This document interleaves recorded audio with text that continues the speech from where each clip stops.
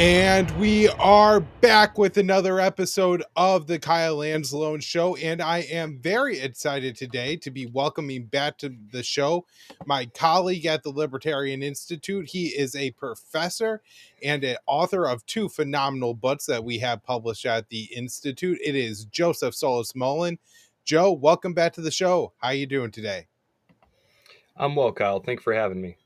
Of course. Very excited for you to be here. We have Trump's national security strategy to talk about, but I do know that you are the Ralph Raico Fellow over at the Institute, and you write a pretty interesting weekly column over there. So I just wanted to give you a second to maybe introduce yourself to the audience and the two books that you've written so far.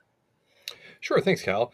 As you said in your kind introduction to me, I teach history and politics at Spring Arbor University. I teach economics at Jackson College. I'm the Ralph Raico Fellow at the Libertarian Institute. I write a weekly column. It comes out every Thursday. And I alternate between China, which has always been something I've written about, the economy, and then the history of liberal ideas, classically liberal ideas, anarcho-capitalism, things of that nature. And I've written two books, as you said, one about China, one about the national debt, and I have a forthcoming book about the history of liberalism and its future in anarcho-capitalism. So it all kind of works together there. So. All right, well, fantastic. Thank you for that rundown, and particularly your book on China. I really devoured that. It's a truly fantastic read, and it really does. I think it's one of the best summaries, and in not too long. Was it 80, 90 pages? Pretty short book, but really summarizes the current state of kind of U.S.-Russian Chinese relations. So let's get into it today. Want to start off, and really the subject of today's show is going to be the national security strategy, but want to talk about in general first before we get into how you think it'll apply to China, and then maybe most importantly, Latin America. So, we have this new national security strategy. Most presidents put these out. It's supposed to be a summary of kind of how the president plans to implement their foreign policy and kind of what their motives are behind it. But it's not necessarily like a binding document, right? There could be really good things in the national security, and it could go horrible. There could be terrible things in there, and you have a good foreign policy. But this one seemed to be bring mixed reviews, even from like within the more non-interventionist anti-war crowd. I was kind of interested where some people are pointing out and highlighting some things that seemed really good. They're declaring that Trump wants to be the peace president, gain away from regime change wars and things like that. So, Joe, as far as positives from the national security strategy go, what did you read in there? And then, of course, do you think any of it will be implemented? Sure, Kyle. And I think a lot of the people who were maybe feeling very good about this read the first couple of pages and thought, wow, this is terrific. This is just great. Because the more you read it, especially if you get deep into it or you read it a second time, knowing what's in it, you come away with a little bit less of a positive impression of it. And I actually had done an entire write-up of this on Sunday morning after reading it Saturday. And then you messaged me that night like, hey, do you want to come on the show? So it's all very serendipitous there. But if you read the opening parts here, especially what is American grand strategy, it's really just a broadside against the uniparty ideas of the 1990s, 2000s, and 2010s. Sort of that combination of liberal hegemony and neoconservatism. It sounds a lot like the best of what America First or MAGA is, right? Yes, it really criticizes all the things that we've been criticizing. And so from that perspective, it is very welcome, saying things like, at the end of the Cold War, American foreign policy elites convinced themselves that permanent American domination of the entire world was in the best interest of our country. Okay, sure. But it's a highly realist document. And the more you get into it, you find very, very broad things. Like on page, what is it, 7 here? Where it says, we want to protect this country, its people, its territory, its economy, and its way of life from military attack, hostile foreign influence, whether espionage, predatory trade practices, drug and human trafficking, destructive propaganda and influence operations, cultural subversion, or any other threat to our nation. So he's going on to say, oh, they were just trying to do too much. And then you read into the document, you find that, oh, well, that's not trying to do too much. Certainly not. This is basically just an open season to do whatever they want, which I'm sure we'll have a great opportunity to talk about in the context of what's been going on in Latin America. Yeah. So, what is your general interpretation of this document? Is it like purely policy fluff that you think will have no impact on, or maybe give no real insight into Trump's foreign policy? Or do you think this is maybe a real, we should really read this and understand it because it is going to tell us and be a guide map for how the Trump administration is going to react when certain world events come up? I think it's definitely worth reading. Its its tone in some places is a little bit different than what you might expect. When we talk about China, I'll talk about the slight moderation in his tone on China. But again, the more you actually read it, the more you see that it's the same policies that we've been pursuing in terms of like containment of China. The Wall Street Journal ran several articles in the last 2 or 3 days crying about how the Trump administration is softening its language on China. But then you actually read the document and you realize the policy is the same. The policy is the exact same. So, and Well, the let's get modifications into of the language China aren't too section here much. because So, it seems like a perfect time to get into the China stuff oh, right sure. now. Okay. So go ahead because this is where I have seen the most substantive praise, right? Because Hmm. some of the praise I think is just the opening. People read the first page or two and they're like, "Oh, this sounds like something." Trump has said before, something that libertarians who voted for Trump believe that if this was implemented, it'd be a good thing. But people who read the whole document also said, hey, he actually said some decent stuff about China here. So, kind of what does it say about China, the national security strategy, and then good or bad? Well, it drops the explicitly confrontational language saying China is our number one pacing threat, China is our number one threat. It drops all that language. However, it really is indirectly reflecting that in everything that it says. It talks about how foolish past policies of engagement were with China, that they need uh, supply chain security, that they're going to maintain their policy toward Taiwan, maintaining our quote longstanding declaratory policy on Taiwan, rejecting any unilateral change to the status quo. So that's the same. That's literally the same. And then there's an emphasis on military buildup. The administration is committed to building a military that is permanently capable of denying aggression anywhere in the first island chain. We're talking about all the way from Japan down through Taiwan and the Philippines here. They want allies to spend more, buy more U.S. weapons, and grant the U.S. expanded basing access. This is something that we talked about, I believe, the last time I was on about 6 months ago, with building up its posture in the Philippines. They believe that strength through deterrence is how they're going to maintain the status quo. So it's the standard primacy doctrine. They talk about our interests in the Western Pacific, our position in the Western Pacific. They're talking about the area right up to China's shores is what they're talking about. So again, it's much more moderate in some of its explicit stuff than the Biden administration was. But I think the Biden administration, and I think you agree on this, they were completely out of control at times. Joe Biden Right. was saying things like, "Oh, we'll fight China over Taiwan." And then there'd be a huge firestorm about it, and they'd have to, reel it back in and walk it back and say, "Well, the policy hasn't changed, and the president misspoke and stuff." But he did it like what 3 or 4 times. It's good that Trump is taking some of that language back, but when we actually look at what is the policy, it's the same policy. It's continued economic warfare. The trade war is going to continue. It's not going terribly well. I mean, China just hit its $1 trillion mark in Mhm. its trade surplus today. Was the headline news? It's up 7 billion from last year, I believe. So it's not working. The policy isn't working, but it doesn't seem like we're going to be doing anything other than leaning into it more. So a little So unfortunate there.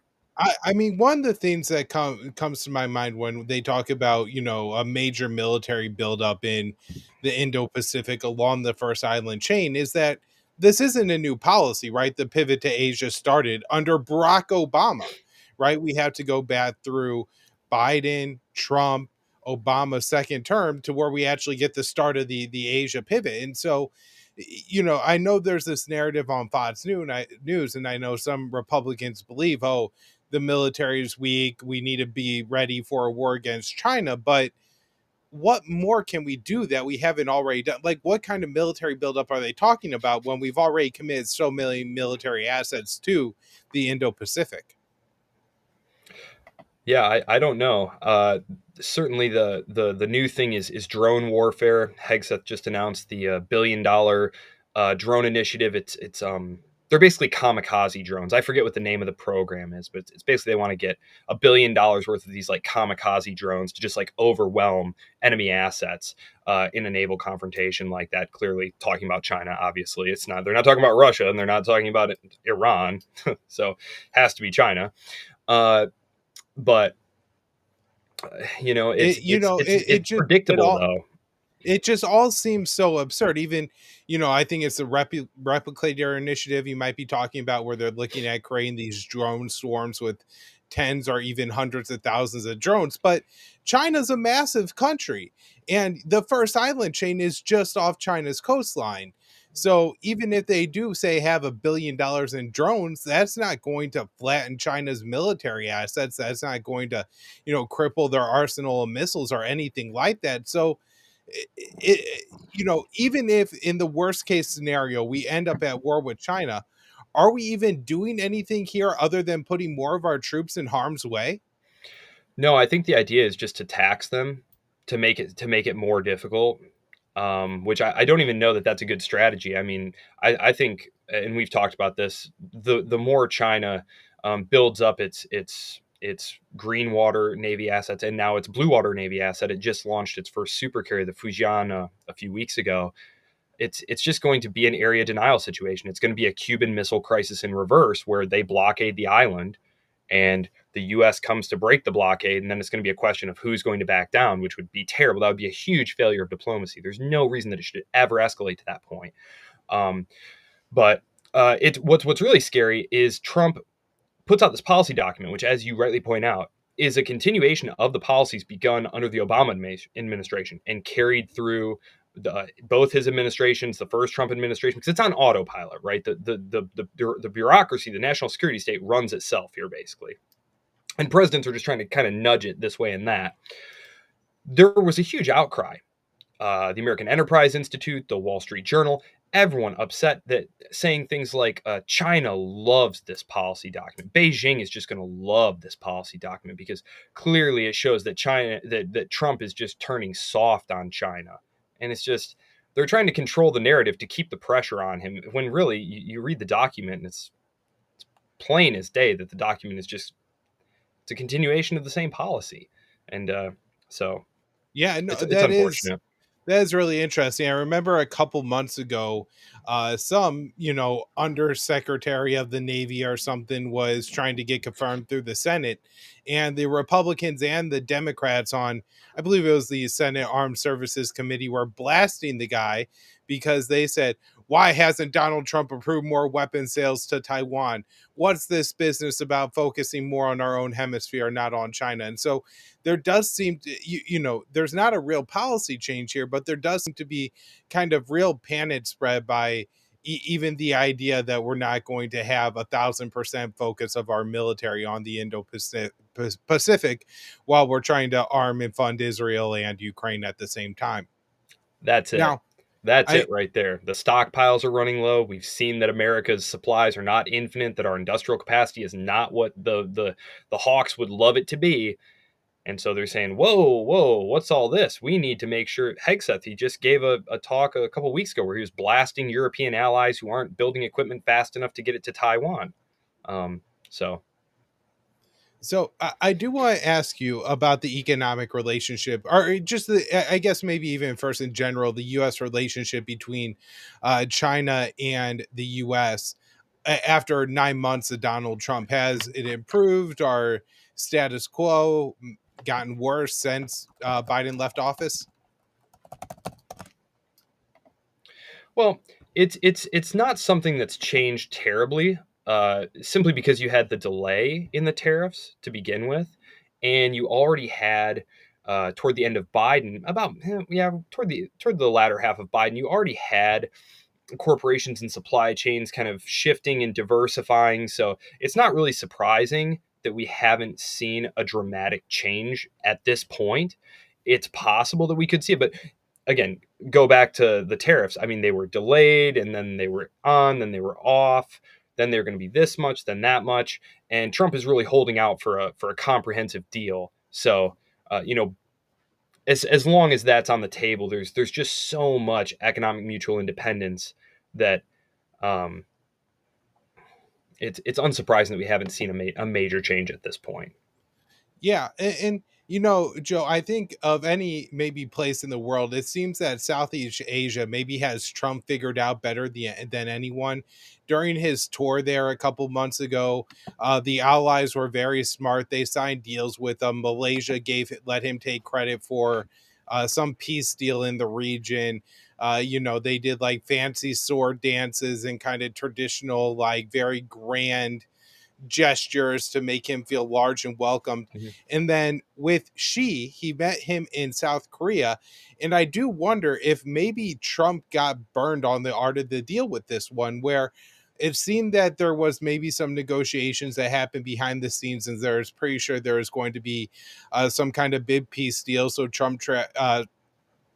schedules this whole trip to Southeast Asia, and then China announces these export restrictions on certain rare earth minerals and others on, I believe, like semiconductors. And then they end up agreeing to the U.S. rolling back some sanctions in exchange for China delaying the implementation of those export restrictions. So, kind of, what do you think about how China is handling Trump at this point in time? Well, they showed that they were willing to take some pain. So Hmm. I was just looking at the numbers, and each quarter there's been about a 12% decrease in overall exports from China to the United States. Now, we need to keep this in mind that some of this is going through third-party countries and still coming into the United States. So we're talking about direct shipments to the United States. So, you know, that of course eats into profit margins because it's making different stops, but she basically, as you said, he determined that he was going to stand strong because he knew he had bargaining chips. That is, these rare earth metals that are very, very important to making everything from, you know, uh, lithium ion batteries to, you know, chips to all this stuff. And it's not just that they have these things, it's that they have the processing capacity. That's really Hmm. the big thing. Is this stuff is very difficult to process, it's very dirty, and China has all of that stuff already set up. So there's not an immediate thing that you can just switch over to.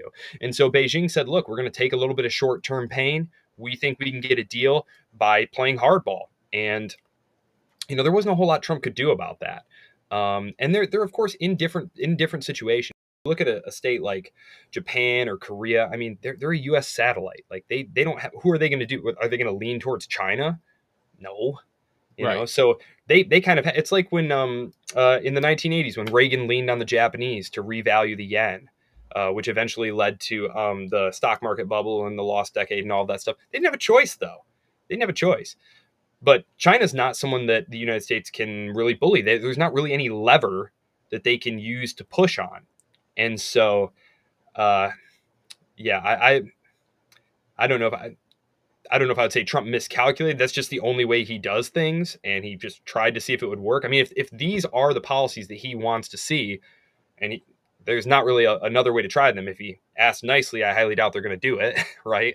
So So, I think they have to get used to an autonomous other power that doesn't just do what Washington wants. That's the big problem with China. That's the big problem with Russia. That's the big problem with Iran, right? They aren't one of the US vassals.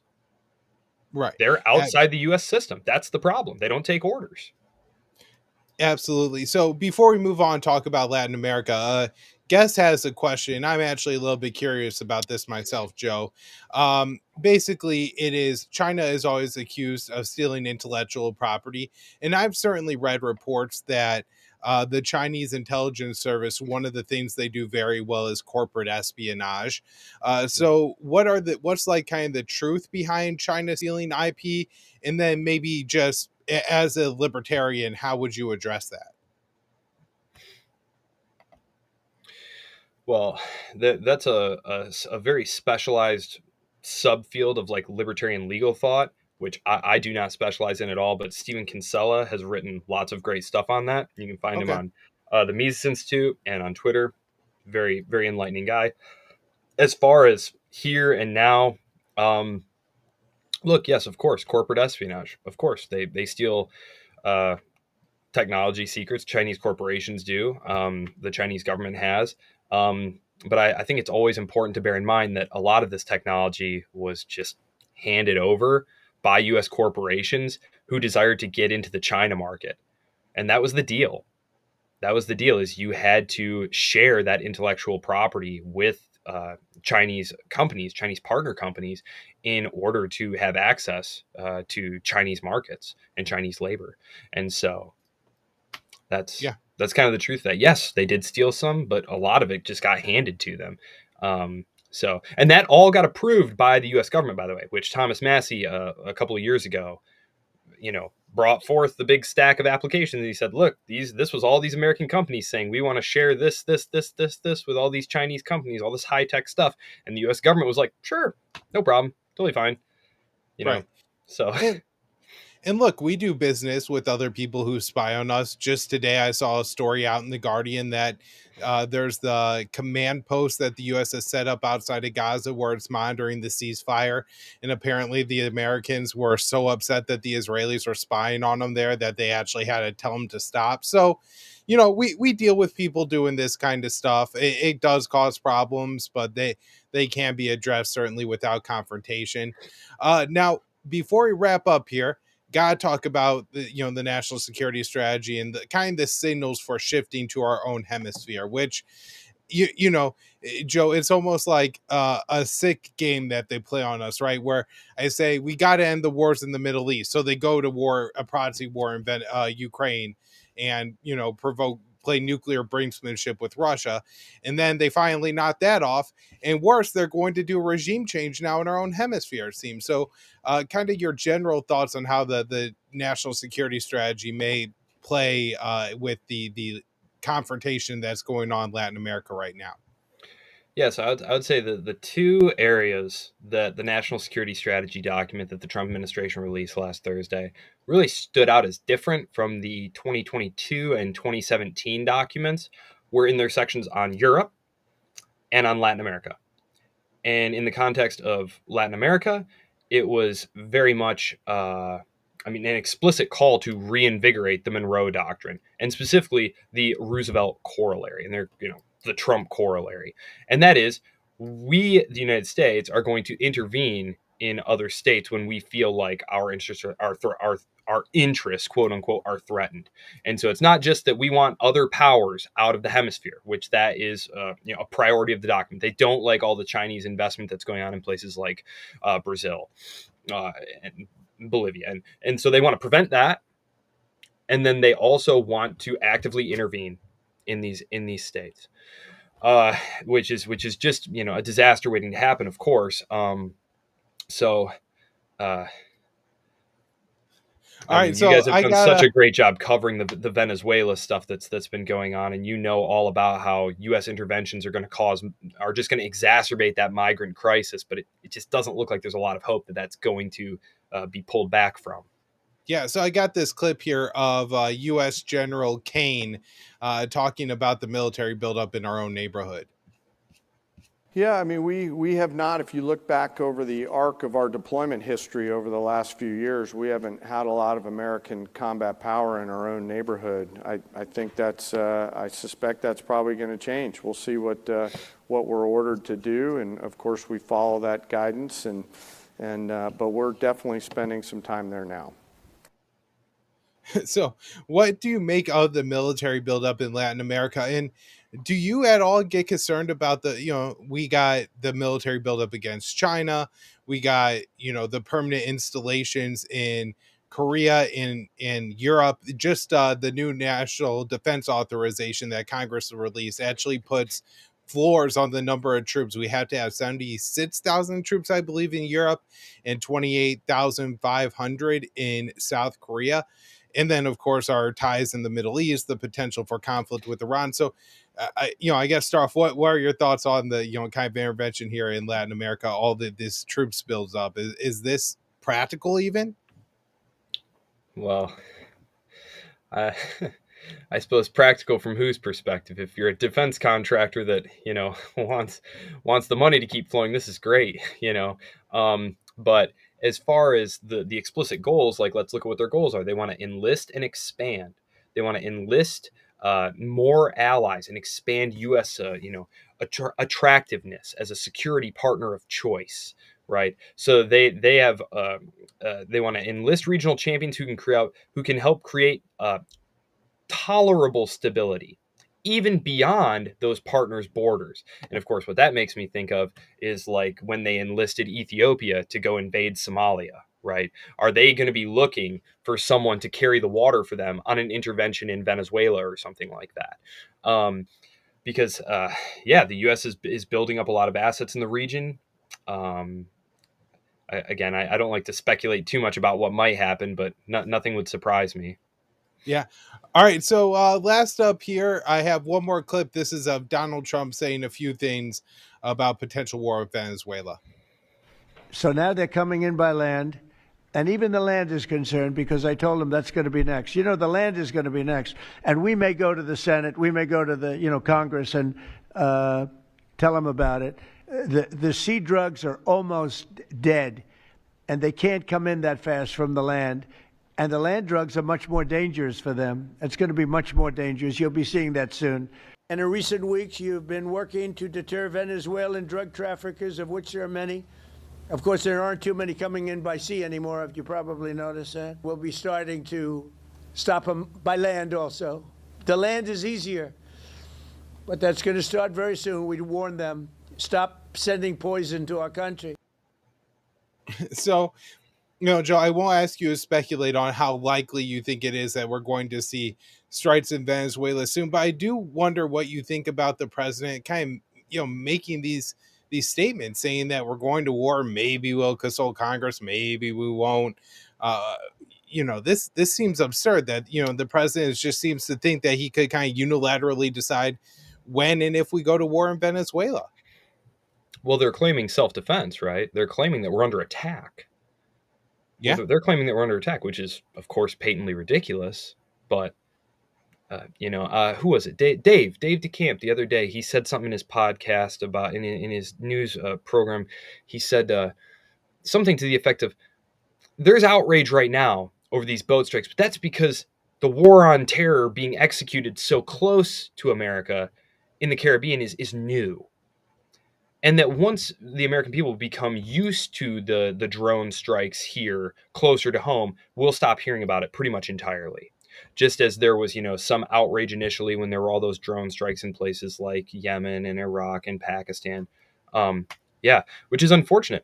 Yeah, I mean, they claim that we're under attack. There's obviously no reason to think that. I'm curious to hear what their justification is. Of course, we can't see it yet, right? We don't know. Because it was a special finding by the Justice Department, which we can't view. We haven't been able to see it yet. And so I believe Dave was talking to Scott the other day and said that he was going to ask the Pentagon whether or not they were relying on the authorization for the use of military force from back 20 years ago, or whether they had some new authority that they were invoking here. But no, I'm very curious to see what will happen here. I thought it was important that they felt it necessary to backtrack on their previously bellicose, so what, we bombed a boat with a bunch of survivors clinging to it. Who cares? We're tough. Right. And within a day, they realized, oh, shoot, actually, that's a war crime. And I didn't order the strike. I wasn't in the room. They were trying to radio to blow up the United States, So I thought it was interesting that they felt it necessary to backtrack. So that was a good sign. So maybe Congress can find some backbone and reel this thing in. So yeah, I mean, it certainly would be interesting. Hopefully, ends up being more like a serious situation from what was that, like 2011, where the American people really did call their congressmen and tell them, hell no, we don't want to do this. And then Congress will actually stand up to Donald Trump. But we can only hope, Joe. Everybody be sure you are reading Joe's weekly articles at the Libertarian Institute. just the most important things about history, current foreign policy, libertarianism, and of course economics, which I don't always get into on this show, but I do like occasionally having an economist on to help me understand some of the tariff stuff because it's pretty important. So thanks again, Joe, and I'll definitely have you on before another 6 months. It's been too long. I appreciate it. Thank you, Kyle. I appreciate it.